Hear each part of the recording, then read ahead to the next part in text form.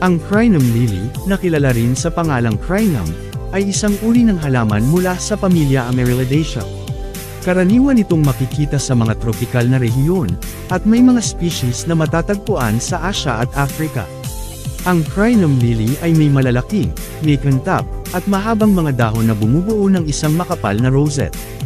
Ang mga bulaklak nito ay malalaki, kamukha ng mga lilya, at kadalasang kulay puti, ngunit mayroon ding mga variant na may iba't ibang kulay tulad ng pink at pula. Ang mga bulaklak ay may matamis na amoy at madalas na namumukadkad tuwing gabi o madaling araw.